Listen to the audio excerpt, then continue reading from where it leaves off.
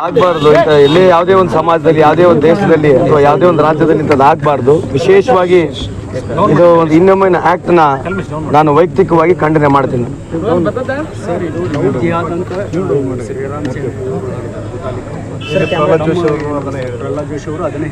ಈ ತರ ಉದಾಹರಣೆಗಳು ನಾನು ಬಹಳ ಕೊಡ್ಬೋದು. ನಾನು ಅದ್ರ ಬಗ್ಗೆ ಚರ್ಚೆ ಮಾಡಕ್ ಹೋಗೋದಿಲ್ಲ. ಯಾಕಂದ್ರೆ ಈ ತರ ಇನ್ಸಿಡೆಂಟ್ಸ್ ಆದಾಗ ನಮ್ಮಲ್ಲಿ ಒಂದು ಸೆನ್ಸಿಟಿವ್ನೆಸ್ ಇರಬೇಕು. ಇದರಲ್ಲಿ ಅವರು ಬೇರೆ ರೀತಿಯಾದಂಥ, ನಿನ್ನೆ ತಾನೇ ಬೆಂಗಳೂರಿನಲ್ಲಿ ಕೂಡ ಇದೇ ರೀತಿಯಾದ ಒಂದು ಇನ್ಸಿಡೆಂಟ್ ಆಗಿದೆ.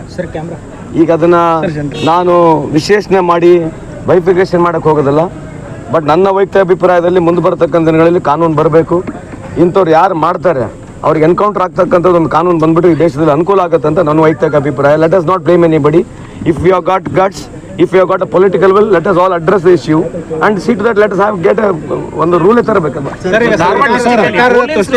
ಮಾಡೋದ್ರಲ್ಲೇ ಪ್ರಯತ್ನ ಮಾಡ್ತಾ ಇದ್ದಾರೆ. ಯಾಕಂದ್ರೆ ಈಗ ಗಾಂಜಾ ಆಗಿರ್ಬೋದು, ಡ್ರಗ್ಸ್ ಆಗಿರ್ಬೋದು, ಪ್ರಕರಣಗಳು ಮರುಕಳಿಸ್ತಿರೋದ್ರಿಂದ ಈ ಹೌದ್ರಿ. ಡ್ರಗ್ಸು ಈಗ ನೀವು ಕೇಳಿದ ಪ್ರಶ್ನೆಗೆ ಉತ್ತರ ಕೊಡ್ಬೇಕು, ನಾನು ಕೊಡಬಾರ್ದು ಅಂತಿದ್ದೆ. ಡ್ರಗ್ಸ್ ಡ್ರಗ್ಸ್ ಬರ್ಲಿಕ್ಕೆ ಅಲ್ಲ, ಡ್ರಗ್ಸ್ ಬರ್ತಕ್ಕಂಥದ್ದು ಬರೀ ಸ್ಟೇಟ್ ಇಶ್ಯೂ ಅಲ್ಲ, ಕೋರ್ಟ್ಲಿಂದ ಕೂಡ ಡ್ರಗ್ಸ್ ಬರ್ತದೆ. ಸೊ ಅದ್ರ ಬಗ್ಗೆ ಚರ್ಚೆ ಮಾಡಿಸಿ ಈಗ ಆಗಿರ್ತಕ್ಕಂಥ ಇನ್ಸಿಡೆಂಟ್ಗೆ ಡ್ರಗ್ಸ್ಗೆ ಕನೆಕ್ಟ್ ಮಾಡಿ ಮಾತನಾಡ್ತಕ್ಕಂಥ ಈ ಸಂದರ್ಭದಲ್ಲಿ ಸರಿ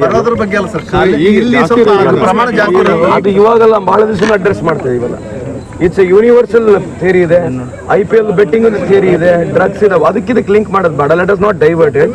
I am very sure. But ಮುಂದೆ ಬರ್ತಕ್ಕಂಥದ್ರಲ್ಲಿ ಒಂದು ಎನ್ಕೌಂಟರ್ ಅಂತ ಕಾನೂನೇ ಬಂದ್ಬಿಡ್ಬೇಕು. ಯಾರೇ ಈ ರೀತಿ ಮಾಡಿದ್ರೆ ಶಾರ್ಟ್ ಡೆಡ್. ಅಂದ್ರೆ ಈ ಎನ್ಕೌಂಟರ್ ತಂದ್ಬಿಟ್ರೆ ಆಯ್ತಲ್ಲ, ಬುಲ್ಡೋಸರ್ ಹಾಕ್ಬೇಕು. ರಾಜ್ಯದಲ್ಲಿ ಕಾಂಗ್ರೆಸ್ ಕಾರಣದಿಂದಾಗಿ ಆರೋಪಿಗಳಿಗೆ ಪ್ರಚೋದನೆ ಸಿಗ್ತಾ ಇದೆ, ತುಷ್ಟೀಕರಣ. ಈಗ ನಾನೀಗ ಸ್ಟ್ಯಾಟಿಸ್ಟಿಕ್ಸ್ ಕೊಟ್ಬಿಡ್ಬೋದು, ಕೊಟ್ಟರೆ ಸರಿ ಆಗೋದಿಲ್ಲ. ಬಂದ್ರೆ ಇನ್ಸಿಡೆಂಟ್ ಬೇರೆ ಇದೆ. ಈ ಇನ್ಸಿಡೆಂಟ್ಗಿಂತ ಜಾಸ್ತಿ ಇದನ್ನ ಪೊಲಿಟಿಸೈಸ್ ಮಾಡ್ಬೇಕೆಂಬ ಉದ್ದೇಶ ಇದೆ. ಇನ್ಸಿಡೆಂಟ್ ಇರ್ತಕ್ಕಂಥದ್ದು we should have feeling for that family. Feeling for the family ಇರಬೇಕು. ಈ ಫೀಲಿಂಗ್ ಫಾರ್ ದ ಫ್ಯಾಮಿಲಿ ಬಿಟ್ಟು ಇದು ಇಶ್ಯೂ ತಗೊಂಡು ಪೊಲಿಟಿಕ್ಸ್ ಮಾಡಕ್ಕೆ ನಾನು ಹೋಗಕ್ಕೆ ಬರೋಲ್ಲ, ನಾನು ಮಾತಾಡೋಕೆ ಆಗೋದಿಲ್ಲ. ಯಾಕೆ ಹೇಳ್ತಾ ಇದೀವಿ ಅಂದ್ರೆ, ನಿನ್ನೆ ಪ್ರಹ್ಲಾದ್ ಜೋಶಿ ಅವರು, ಇವತ್ತು ಬೊಮ್ಮಾಯಿ ಅವರು, ಆಗಲ್ಲಿ ಪ್ರಮೋದ್ ಮುತಾಲಿಕ್ ಅವರು ಎಲ್ಲ ಹೇಳಿದ್ದು ಒಂದೇ, ಲವ್ ಜಿಹಾದ್ ಆ್ಯಂಗಲ್ ಇದೆ. ಹುಡುಗಿಯನ್ನ ಡೈವರ್ಟ್ ಮಾಡಬೇಕು, ಪ್ರೀತಿಸಿ ಅಂತೇಳಿ ಪ್ರಯತ್ನ ಮಾಡಿದ್ರು, ಆಗದಿದ್ದಕ್ಕೆ ಕೊಲೆ ಮಾಡಿದ್ರು. SIT ತನಿಖೆಗೆ ಒಪ್ಪಿಸಿ ಅಂತ ಕೇಳ್ತಾ ಇದ್ದಾರೆ. ಈಗ ತನಿಖೆ ಬಗ್ಗೆ ಅದನ್ನೆಲ್ಲ ಮುಂದೆ ಮಾತನಾಡೋಣ. ಈಗ ಅವ್ರ ಕಮೆಂಟ್ಸ್ ಏನಿದೆ, ಲವ್ ಜಿಹಾದ್ ಅಂತಕ್ಕಂಥ ಕಮೆಂಟ್ ಇದೆ, ಇದನ್ನೇನು ಅರ್ಥ ಏನು? ಸೊ ಈ ಥರದ್ದು ಭಾಳ ಇನ್ಸಿಡೆಂಟ್ಸ್ ಎಲ್ಲ ಸಮಾಜದಲ್ಲಿ ಆಗ್ತವೆ. ಈಗ ಬಂದಿರತಕ್ಕಂಥದ್ದು ನಿಮಗೆ ಗೊತ್ತಿದೆ. I don't want to cross the line and speak. ಯಾಕಂದ್ರೆ ಈಗ ಬಂದಿರತಕ್ಕಂಥ ಇಶ್ಯೂ ಸಾಂತ್ವನ ಆಗ್ಬೇಕು ಫ್ಯಾಮಿಲಿಗೆ. ಯಾರು ತಪ್ಪಿದ್ರೆ ಅವನಿಗೆ ಕಠಿಣ ಕ್ರಮ ಆಗಬೇಕು, ಶಿಕ್ಷೆ ಆಗ್ಬೇಕಂತದ್ದು ಇದೆ. ಅದನ್ನ ಬಿಟ್ಕೊಂಡು ಮೇಲ್ ಮಾತನಾಡಿ ಏನು ಸಿಗುತ್ತಿದೆ? ಪೊಲಿಟಿಸೈಸ್ ಬಿಟ್ರೆ ಇನ್ನೇನು ಮಾಡ್ತಾರೆ?